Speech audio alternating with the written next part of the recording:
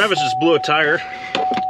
So we've started corn harvesting, and the corn over at Rockville got a little bit too messy. It's still really green. So we came out to my place, and this morning I took the 82 up to Sloan's because we're having issues with one of the SCVs.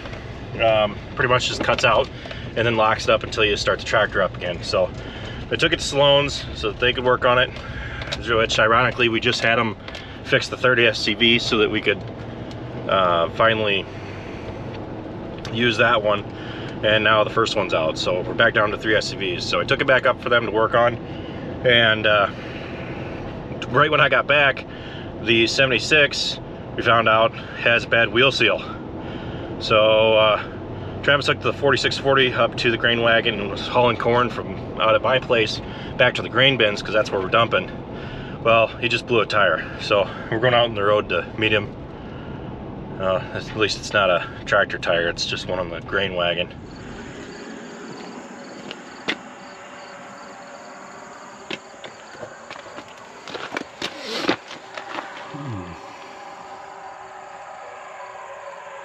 Couldn't have blown it in a better place though. I felt it was coming down the road, but it's just like, what do I do? Try to double back, or that you're already committed once you're out the driveway. I think it's Pete too. All right. You know, the best part would be is if he stops and asks us for directions for somebody else.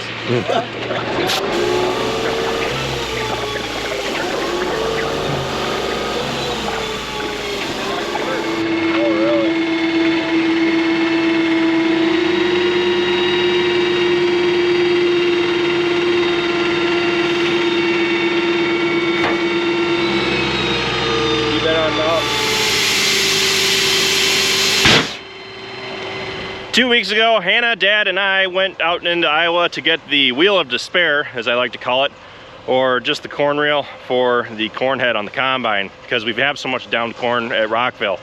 So Dad harvested some corn at Rockville, primarily the easy stuff, but the stuff that was down is still too wet to run through the corn head. It pretty much just clogs it right up. So we're gonna leave that sit for a while. We've been putting the corn into the Sioux bin at the main farm, because this is all going to be dried down because it's 17 to 19% moisture. We probably aren't going to get the 82 back until tomorrow. The 76 hopefully will get done today. So in the meantime, Travis has been hauling with the 46. Hopefully we should be getting a tractor back here soon so we can have more out in the field storage, because Dad's doing a lot of waiting for the cart to come back and forth. Now if I could get the semi up into this farm and we could load into that. Even the stalks down here in the 40 are really juicy. A lot of moisture in those yet. Right now it's yielding pretty good. The yield monitor has been tracking the waterways too, so that's been going into our average for the field. So it was saying 189 the last time I was in there, but it is higher because it's not reading any yield for the waterways, and it is factoring that into account. So what do you say we go ahead and watch them harvest?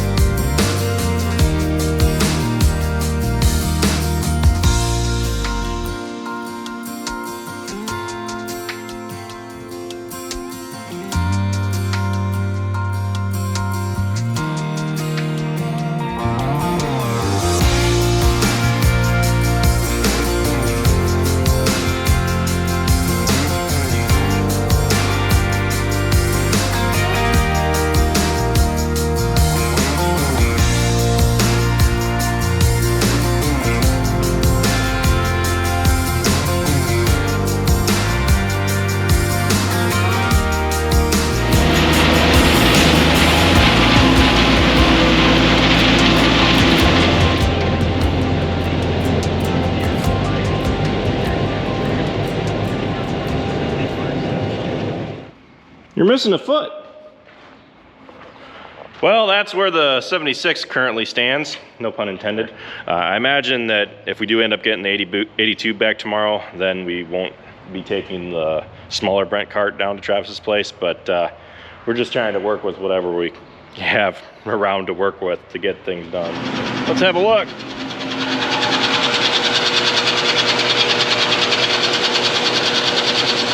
We're about 3.5 sheets to the top, which is a lot more corn than what I thought we'd have in here. But this is higher moisture, so once it dries down, because the fan is running down there, once we get it full, we'll turn on the heat, and that'll help drive the moisture out of the corn, and we'll get it as full as we can. But as the corn dries, the level of the corn in the bin will drop because we're losing that moisture. It's kind of a neat thing to see, but got a little ways to go yet. Then once this is all dried up, depending on how the corn is coming off in the fields, typically what we'll do is we'll transfer the corn from the bin over here to the Suka bin, which does not have a stirrator, but it does have an agri-dry system on the side, which controls the moisture, can help control the moisture inside the bin. So what that'll do is it'll turn the fan on if we want to lower the moisture during the warmer times. And at night, if you're trying to, bring down the moisture, it'll shut the fan off until the conditions are met to where it will dry the corn again. Stirrator's running good. Just feels kind of helpless, Usually we have something that we can use, whether it be a grain cart or something. But I'm just kind of left to loiter around right now. Probably gonna go home and make a video, actually.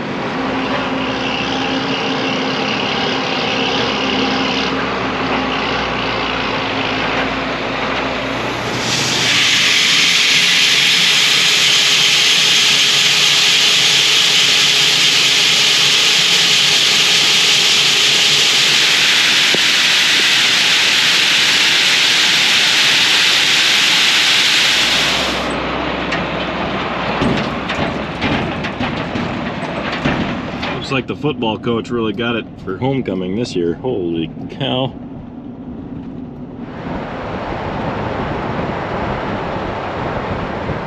I brought the soybean head out to my place because this is going to be the next place where we harvest soybeans, but looking at the weather, it's probably going to put us off from harvesting any more soybeans for a couple days. So the current goal is to get the grain bin at Rockville filled so that we can get that corn dried and switched over to the other bin.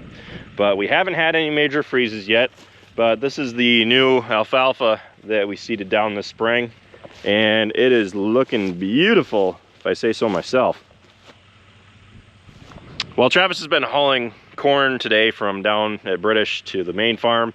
I went down to his place, I got the Bobcat, drove it out here, picked up the red gates that we used to sort cattle with, and took them down to his place because he wants to get Dad's calves sorted off and bring them out here and drop them off in the pole shed so that we can get them on feed and off of the cows.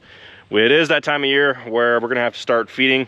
I haven't fed mine at all yet.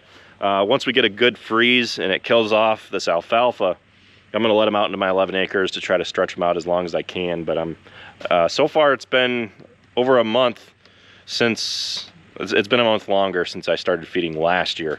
So we're doing pretty good as far as feed goes. So I hope that we can continue this trend into the next year. So that's pretty much it for this video. Thanks for watching, guys. Be sure to check out all of our other videos. Be sure to like, comment, and subscribe. And be sure to follow us on Facebook, Instagram, Twitter, and Snapchat.